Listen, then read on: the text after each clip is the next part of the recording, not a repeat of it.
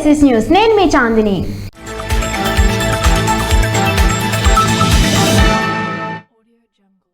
శ్రీముఖలింగంలో మహాశివరాత్రి వేడుకలను ఘనంగా నిర్వహిస్తామని శ్రీకాకుళం ఆర్డీఓ గొడ్డేపల్లి శాంతి అన్నారు.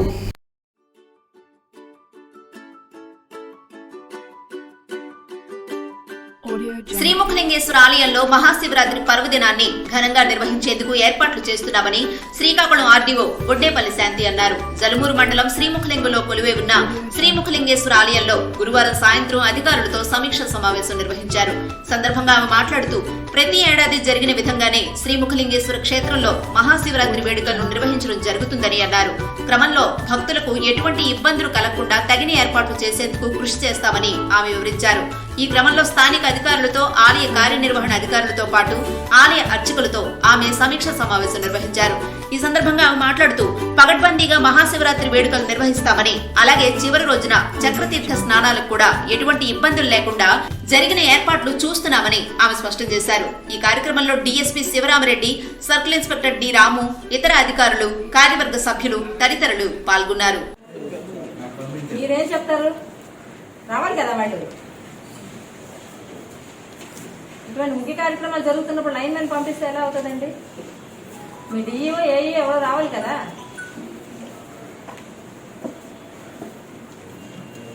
రెస్పాన్సిబిలిటీ తీసుకోరా? మీరేం చెప్తారు చెప్పండి, గట్టిగా వినపడినట్టు చెప్పండి.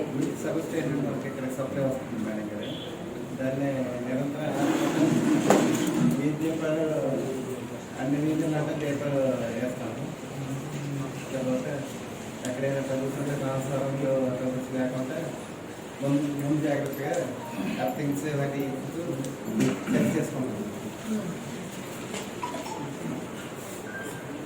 ట్రాన్స్ఫార్మర్కి ఎడిషనల్ గా పెడతారా? అవసరమైన కాదు పెట్టుకొని ఉంచండి. ఎందుకంటే గుడిలో ఆన్కి వెళ్ళినప్పుడు జిల్లాలో ఆకస్మిక తనిఖీలు చేసిన ఆహార భద్రత కమిషన్ సభ్యులు బి కాంతారావు.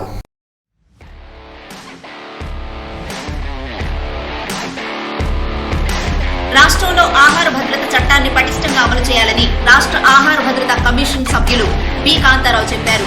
ఆహార భద్రతా చట్టం అమలు తీరును ఆయన పరిశీలన నిమిత్తం గురువారం ఆయన రేషన్ షాపు, ప్రభుత్వ ఉన్నత పాఠశాల, అంగన్వాడీ కేంద్రాలను పరిశీలించారు. ఈ సందర్భంగా ఆయన మాట్లాడుతూ నాణ్యమైన ఆహారం అందించేందుకు ప్రభుత్వం అన్ని చర్యలు తీసుకున్నట్టు పేర్కొన్నారు. బాంబే కాలనీ వద్ద ఎండియు వాహనంలో విక్రయిస్తున్న బియ్యాన్ని ఆయన తనిఖీ చేసి చిన్న చిన్న పొరపాట్లు పునరావృతం కాకూడదన్నారు. సీబుక్ను పరిశీలించి స్టాక్ పరిశీలించి గొడౌన్లో ఉన్న స్టాకు, వాహనంలో ఉన్న స్టాకు సరిపోవాలని అన్నారు. సరిపోకపోతే చర్యలు తీసుకుంటామని చెప్పి గొడౌన్ స్టాక్ పరిశీలించి సంతృప్తి వ్యక్తం చేశారు. గోనపాలెం సెక్టారు దండి వీధిలోని అంగన్వాడీ కేంద్రాన్ని ఆయన సందర్శించి రికార్డులు పరిశీలించారు. రికార్డుల తనిఖీ చేసి సరి చేసుకోవాలన్నారు. పిల్లలకు తయారు చేసిన ఆహారాన్ని రుచి చూసి సంతృప్తి వ్యక్తం చేశారు. రికార్డులను సరిగ్గా మెయింటైన్ చేయాలని చెప్పారు. ఒప్పంగిలో ప్రభుత్వ ఉన్నత పాఠశాలలో మధ్యాహ్న భోజనాన్ని పరిశీలించి సహపంక్తి భోజనాలు చేసి సంతృప్తి వ్యక్తం చేశారు. పేదరికంతో చదువుకు దూరం కాకుండా ఉండేందుకు రాష్ట్ర ముఖ్యమంత్రి వైఎస్ జగన్మోహన్ రెడ్డి విద్యార్థులకు మంచి ఆహారాన్ని అందిస్తున్నారని అన్నారు. పోషక విలువలతో కూడిన ఫోర్టిఫైడ్ రైస్ విద్యార్థుల కోసం అందిస్తున్నట్లు చెప్పారు. బాగా చదువుకునే తల్లిదండ్రులకు మంచి పేరు తీసుకురావాలని విద్యార్థులకు చెప్పారు.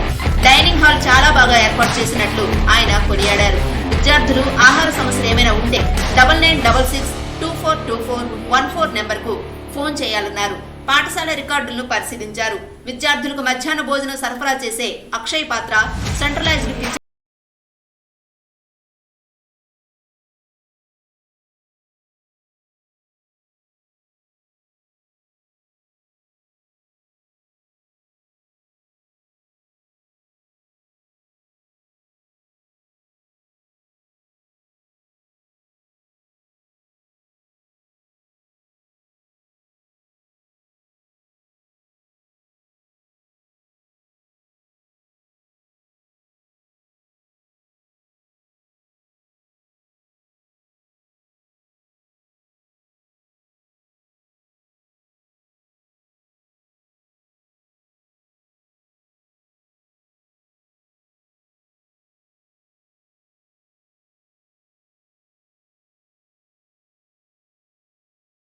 కిచెన్ నాయుడు అన్నారు. అధ్యక్షులు జిల్లా న్యాయ సేవాధికారి సంస్థ మరియు శ్రీకాకుళం జిల్లా ప్రధాన న్యాయమూర్తి జునైద్ అహ్మద్ మౌలానా వారి ఆదేశాల మేరకు కార్యదర్శి జిల్లా న్యాయ సేవాధికారి సంస్థ మరియు సీనియర్ సివిల్ జడ్జ్ ఆర్ సన్యాసి నాయుడు ఈ రోజు న్యాయ సేవా సదన జిల్లా న్యాయ సేవ అధికార సంస్థ కార్యాలయంలో స్థానిక ఎంపీఆర్ లా కాలేజ్ విద్యార్థులు, మున్సిపల్ అథారిటీని పంచాయతీ ఆఫీస్ సిబ్బంది, రిజిస్ట్రేషన్ డిపార్ట్మెంట్ సిబ్బంది మరియు రోడ్డు ట్రాన్స్పోర్ట్ సిబ్బందితో సమావేశం నిర్వహించారు. జనన మరియు మరణ ధృవీకరణ పత్రాలు, వాహనాల రిజిస్ట్రేషన్ లైసెన్సు మరియు భూముల రిజిస్ట్రేషన్ చేయించుకునేటప్పుడు ప్రజలు పాటించాల్సిన నియమాలు, ఈ సర్టిఫికేట్స్ కోసం దాఖలు చేసే విధానం, సర్టిఫికేట్ జారీ చేసే విధానం, ఎన్ని రోజుల్లో సర్టిఫికేట్ జారీ అవుతుంది, సర్టిఫికేట్ కోసం దాఖలు చేయాల్సిన అనుబంధ కాగితాలు అనే విషయంపై వివరంగా చర్చించారు.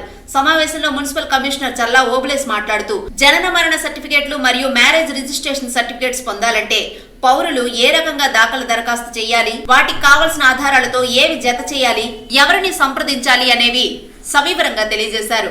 కార్యక్రమంలో అన్నెపు భువనేశ్వరరావు న్యాయవాది జనన మరణ సర్టిఫికెట్లు, మ్యారేజ్ రిజిస్ట్రేషన్ మరియు వాహనాల రిజిస్ట్రేషన్ సంబంధిత అంశాలపై ఎంపీఆర్ లా కాలేజ్ విద్యార్థులకు అవగాహన కల్పించారు.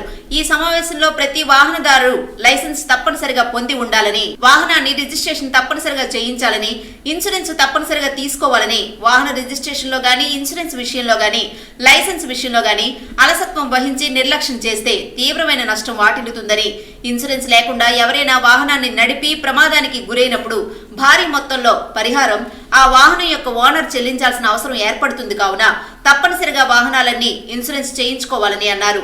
కార్యక్రమంలో న్యాయ సేవా అధికార సంస్థ కార్యదర్శి సన్యాసి నాయుడు మాట్లాడుతూ న్యాయ విద్యార్థులందరూ చట్టాలపై అవగాహన పెంచుకొని సమాజానికి ఎంతో కొంత ఉపయోగపడే బాధ్యతాయుతమైన న్యాయవాదులుగా తయారవ్వాలని, న్యాయవాదులు అనేవాళ్లు సోషల్ ఇంజనీర్లని, అన్ని అంశాలపై న్యాయవాదులకు అవగాహన తప్పనిసరిగా ఉన్నప్పుడు మాత్రమే న్యాయవాద రంగంలో రాణించగలరని, అందుకావున ఈ birth registration, death registration, marriage registration, వాహనాల రిజిస్ట్రేషన్ కేసుల్లో చాలా ప్రముఖమైన పాత్ర వహిస్తాయి కనుక న్యాయవాదులందరూ వీటిపై క్షుణ్ణంగా అవగాహన పెంచుకోవాలని తెలిపారు. కమింగ్ అడ్వకేట్స్ ఉన్నారు కాబట్టి మీరందరూ కూడా ఇంటరాక్ట్ అవ్వండి. సార్ చెప్పిన తర్వాత మీకు డౌట్స్ ఏమైనా ఉంటే క్లారిఫై చేసుకోండి. ముందుగా కాదు, ఆయన చెప్పిన తర్వాత ఆయన అడుగుతారు, అప్పుడు ఇంటరాక్ట్ అవ్వండి.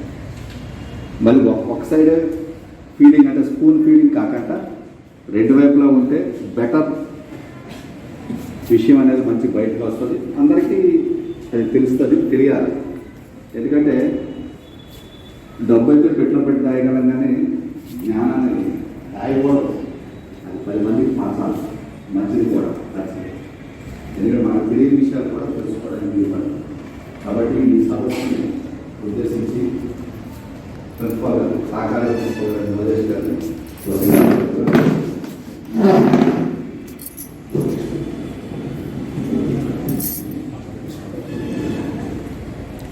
Thank you very much, sir, to invite me in this prestigious meeting held by the District Legal Services Authority. Respected Secretary DLSM, Sri Sanyasi Naidu garu. పథకాలు అమల్లో రాష్ట్రాన్ని దేశంలోనే అగ్రగామిగా నిలపాలని రాష్ట్ర ఆహార కమిషన్ సభ్యులు బి కాంతారావు సూచించారు. పథకాల అమలులో రాష్ట్రాన్ని దేశంలోనే అగ్రగామిగా నిలపాలని రాష్ట్ర ఆహార కమిషన్ సభ్యులు బి కాంతారావు వెల్లడించారు.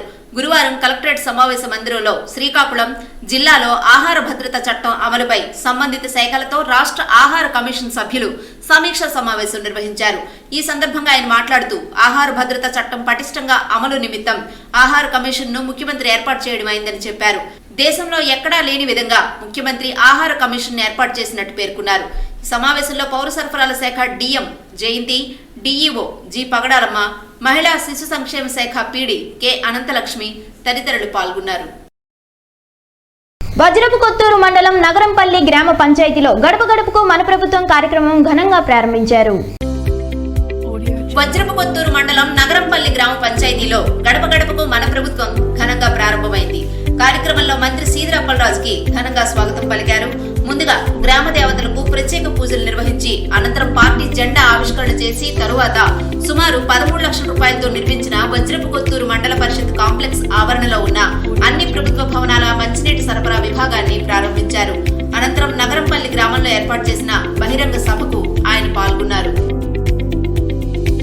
రెండో విడత రీసర్వే వేగవంతం చేయాలని సీసీఎల్ఏ జి సాయి ప్రసాద్ ఆదేశించారు. జిల్లాలో చేపడుతున్న రెండవ విడత రీసర్వే మరింత వేగవంతం కావాలని భూపరిపాలన ప్రధాన కమిషనర్ జి సాయి ప్రసాద్ పేర్కొన్నారు.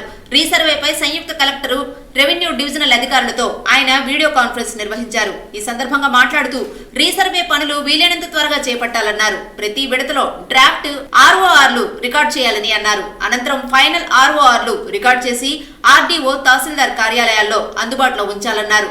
రీసర్వేపై గ్రామ సభలు నిర్వహించి వీడియోను కూడా తీసి ఆర్డీఓ కార్యాలయంలో ఉంచాలని ఆదేశించారు. ఈ వీడియో సమావేశంలో సంయుక్త కలెక్టర్ ఎం నవీన్, జిల్లా రెవెన్యూ అధికారి ఎం రాజేశ్వరి, భూ సర్వే మరియు రికార్డుల శాఖ సహాయ సంచాలకులు కె ప్రభాకర్ రావు, ఇతర అధికారులు పాల్గొన్నారు.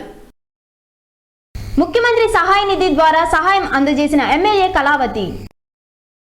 పార్వతీపురం మన్యం జిల్లా పాలకొండ నియోజకవర్గం బామిని మండలం కోటకొండ గ్రామంకు చెందిన ఇద్దరు పిల్లలు పాలక కీర్తి, అరిక అంజలి 30వ తేదీ 7వ నెల 2021 సంవత్సరంలో ప్రమాదవశాత్తు మరణించినందున పాలక కీర్తి వారి తండ్రి పాలక అప్పారావుకి ముఖ్యమంత్రి వారు సహాయ నిధి నుండి మంజూరు కాబడిన మొత్తం 2 లక్షల చెక్కును మరియు అరిక అంజలి వారి తండ్రి అరిక గర్ముకి ముఖ్యమంత్రి సహాయ నిధి నుండి మంజూరు కాబడిన 2 లక్షల చెక్కును గురువారం శాసనసభ్యులు పాలకొండ నియోజకవర్గం అయిన విశ్వసిరాయ్ కళావతి వండువా గ్రామంలో గల తన క్యాంపు కార్యాలయంలో అందజేశారు.